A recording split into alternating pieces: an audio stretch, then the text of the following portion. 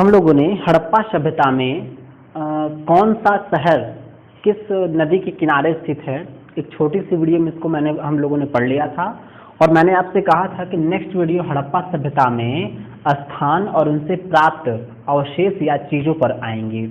दोनों ही वीडियो अगर आप अच्छे से पढ़ लेते हैं तो एक मोटे तौर पर आप हड़प्पा सभ्यता से बनने वाले प्रश्नों में लगभग 90% सारे सवाल आप मान के लिए 80%, कम से कम तो 80% सवाल आप कर ही लेंगे। 80 क्या, मैं 90 की बात कर रहा हूँ।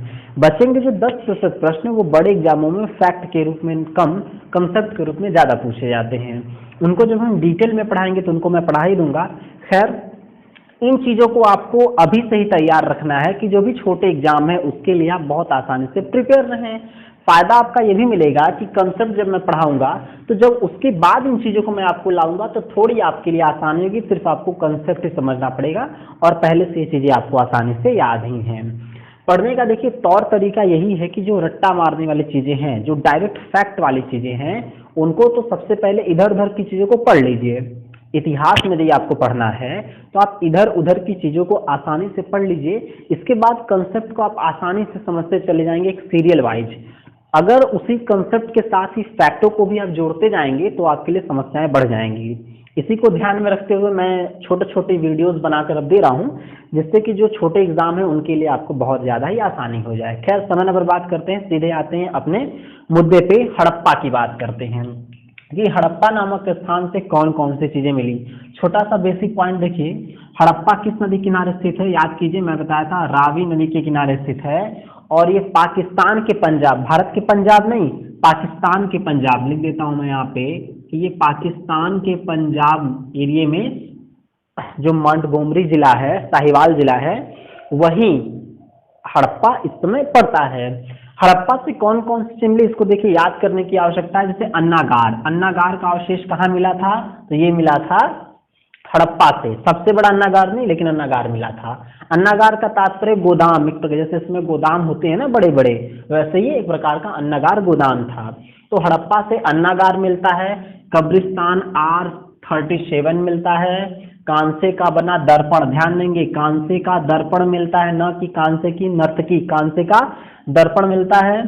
फिर देखिए अन्नागार, कब्रिस्तान R37, कांसे का दर्पण।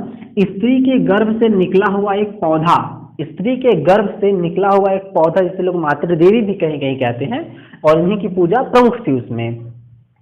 अन्नागार, कब्रिस्तान R37, कांसे का दर्पण, स्त्री के गर्भ से निकला हुआ पौधा और कर्मचारी आवास। बात समझ में आ रही होंगी आपको। फिर से याद कीजिए, अन्नागार, कब्रिस्तान R37, कांसे का दर्पण, स्त्री के गर्भ से निकला हुआ पौधा और कर्मचारी आवास। इतनी जो सारी चीजें हैं ये कहाँ से मिली थी, तो हड़प्पा के एरिया, हड़प्पा स्थल से मिली थी। हड़प्पा कहाँ है, पाकिस्तान में है, पंजाब प्रांत में है। किस नदी किनारे है, तो रावी नदी किनारे है। इससे अधिक प्रश्न हड़प्पा से आपको नहीं बनेंगे फैक्टों में, कंसेप्ट में भी।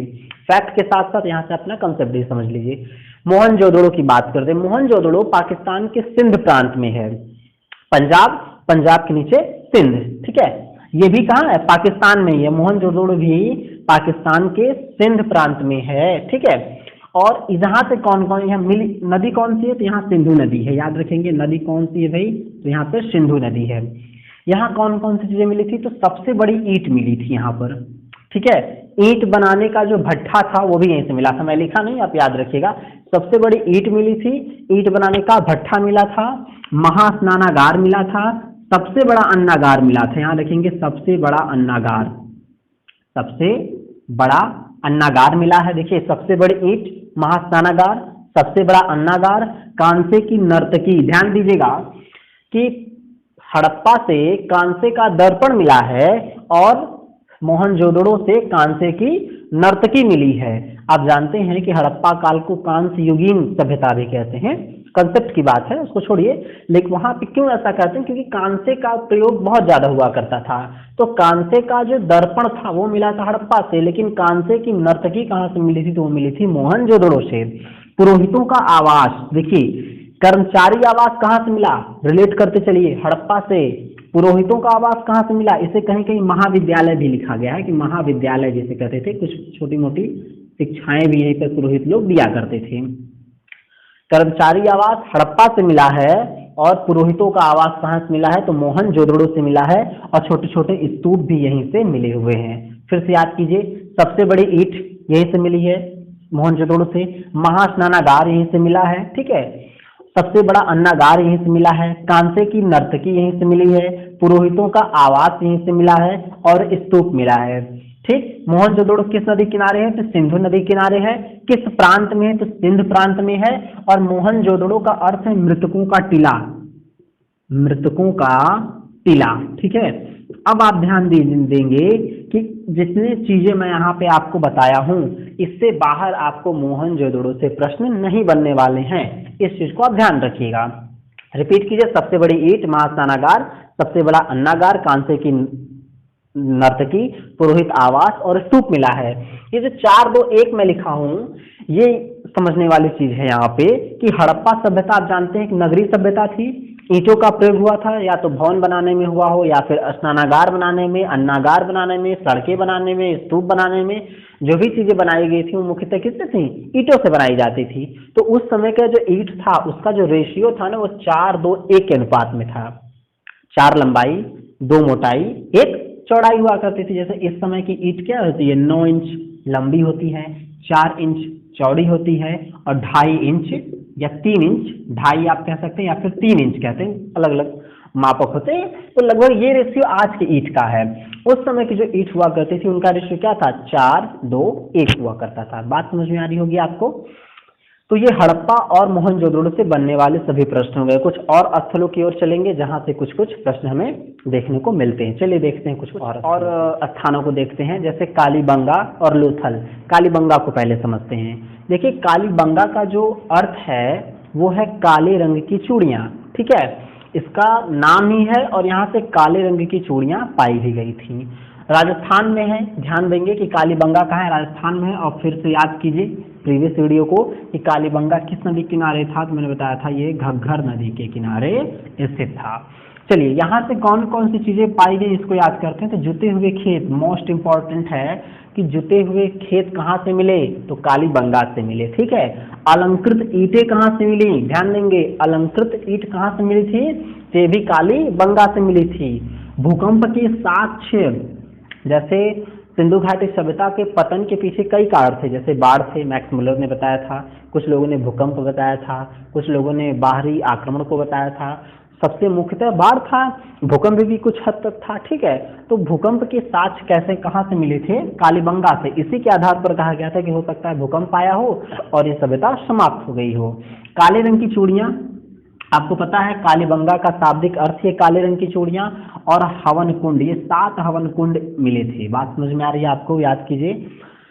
कालीबंगा से जुटे हुए खेत, अलंकृत ईंटें, भूकंप के साक्ष्य, काली चूड़ियां और हवन कुंड, ये सारी चीजें कहाँ से मिले थे, तो कालीबंगा से मिले थे। घग्घर नदी के किनारे स्थित है और ये राजस्थान में है, ये राजस्थान, ठीक है। तो जुटे हुए खेत, अलंकृत ईंट, भूकंप के साक्ष्य, काली चूड़ियां और 7 हवन कुंड। आप सीरियल वाइज कई बार पढ़ेंगे, आपको याद हो जाएंगी चीजें। अगला लोथल की बात करते हैं। लोथल की जो इस समय स्थिति है वो गुजरात में है, ठीक है। और लोथल किस नदी किनारे है, तो हम लोगों ने पिछले वीडियो में पढ़ा था कि ये भोगवा नदी के किनारे है। किसके किनारे है, भोगवा नदी के किनारे है। देखिए, पूरे सिंधु घाटी सभ्यता का जो लोथल था, ये सबसे बड़ा, सबसे प्रमुख बंदरगाह कौन था, लोथल भी था, सुतकांगडोर भी था, लेकिन सबसे प्रमुख जो बंदरगाह था लोथल था। लोथल से ही बाहर विदेशी व्यापार कहाँ से हुआ करते थे, इस लोथल से हुआ करते थे, ठीक है।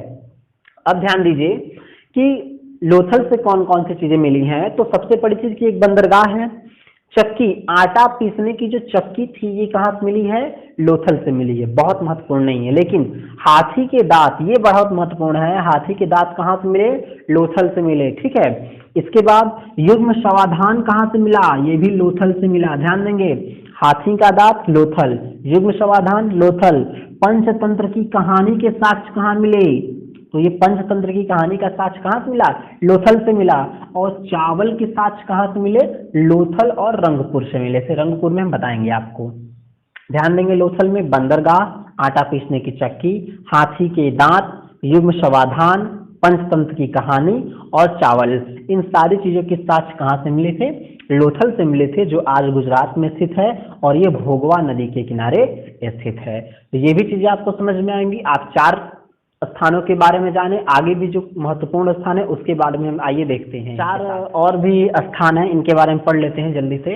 हालांकि जो शुरुआत के 4 थे उन्हीं से प्रश्न ज्यादा पूछते हैं, लेकिन यदि प्रश्न इन चारों से पूछता है उसके लिए भी हम तैयार रहें। उनको याद करना थोड़ा डिफिकल्ट है, लेकिन इनको याद करना थोड़ा आसान है, क्योंकि इनसे प्रश्न कम बनते हैं और कम चीजें यहाँ से मिली हैं। जैसे बात करते हैं चनहुदड़ो की, मैंने कहा था कि मोहनजोदड़ो और चनहुदड़ो दोनों ही सिंध प्रांत में है और किस नदी किनारे हैं? सिंधु नदी किनारे हैं।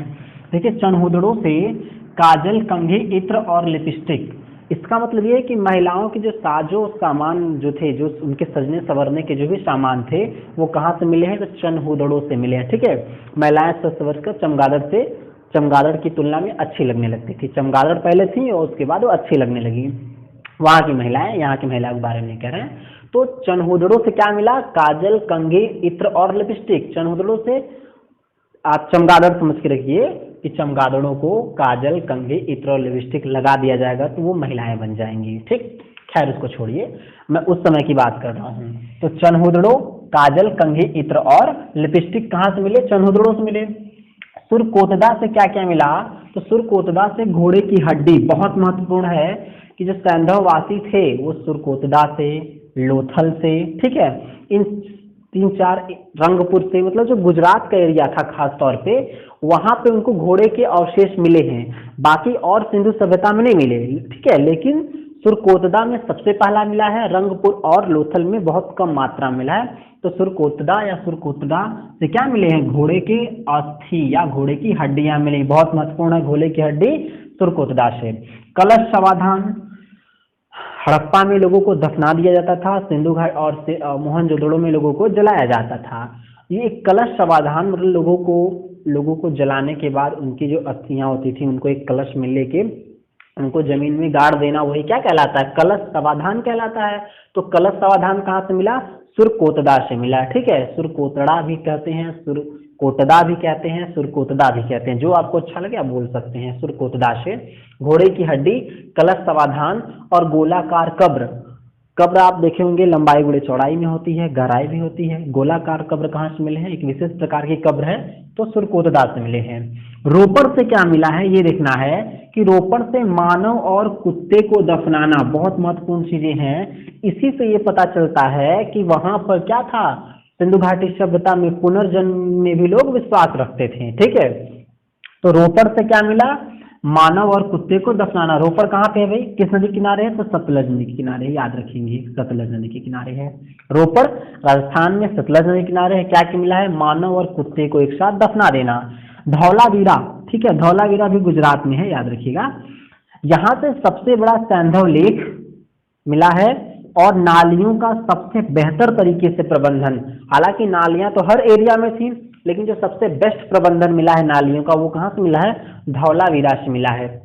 एक बार फिर चीजों की याद करते हैं। चनहुदड़ो से याद रखेंगे चमगादड़ लोग क्या लगाते थे? काजल, कंघी, इत्र, लिपस्टिक लगा के सुंदर लगने लगते थे। चनहुदड़ो, काजल, कंघी, इत्र, लिपस्टिक साजो सामान कहाँ से मिले हैं? चनहुदड़ो से मिले हैं। सुरकोतदा से क्या मिला है? घोड़े की हड्डी, कलश समाधान और गोलाकार कब्र। रोपड़ से क्या मिला है? मानव और कुत्ते को एक साथ दफना देना। कहाँ से मिला है? रोपड़ से मिला है। और धौलावीरा से क्या मिला? सबसे बड़ा सैंधव लेख और नालियों का एक बेहतर तरीके से प्रबंधन। एक बात और आप ध्यान रखेंगे कि धौलावीरा एक ऐसी जगह थी जहां पर 3 प्रकार के गांव मिले हैं। 3 प्रकार के गांव का मतलब ये है कि जैसे सिंधु घाटी सभ्यता में क्या हुआ करता था कि 2 प्रकार के वर्ग हुआ करते थे, एक उच्च वर्ग, एक निम्न वर्ग। जो उच्च वर्ग हुआ करता था, ठीक है, वो खास तौर पे पश्चिम में रहा करता था। कहाँ रहा करता था?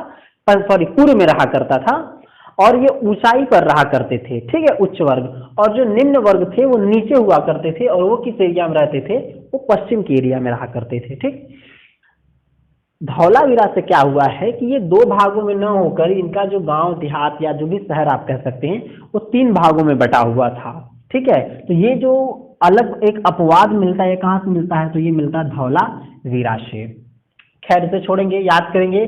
चन्हुदड़ो, काजल कंगे, इत्र लिपस्टिक, सुरकोतदा, घोड़े की हड्डी, कलश समाधान, गोलाकार कब्र, रोपड़ से मानव तथा कुत्ते के साथ दफना देना, और धौलावीरा से सबसे बड़ा सैंधव लेख और नालियों का एक बेहतर प्रबंधन कहाँ से मिल गया है? ये धौलावीरा से मिला है। तो मैं उम्मीद करता हूं कि सिंधु घाटी सभ्यता से बनने वाले 80% प्रश्न आपके इन्हीं 2 वीडियो से कंफर्म है कि मिलने ही मिलने वाले हैं आपको। आप प्रैक्टिस सेट उठाएं, वहां से आप पढ़ सकते हैं। जो कंसेप्चुअली चीजें हैं, जैसे वहां की सामाजिक स्थिति क्या थी, धार्मिक स्थिति क्या थी, ठीक है, राजनीतिक स्थिति क्या थी, इन सारी चीजों को हम कंसेप्ट वाली वीडियो में अच्छे से समझेंगे। हालांकि इसमें काफी टाइम है, उनसे प्रश्न बनते भी बहुत कम है। आप मोटे तौर पर इन सारी चीजों को पढ़ लेंगे तो इन्हीं से आपके सारे प्रश्न मिलते चले जाएंगे। मिलते हैं अगले वीडियो में किसी और चैप्टर के साथ, तब तक के लिए धन्यवाद।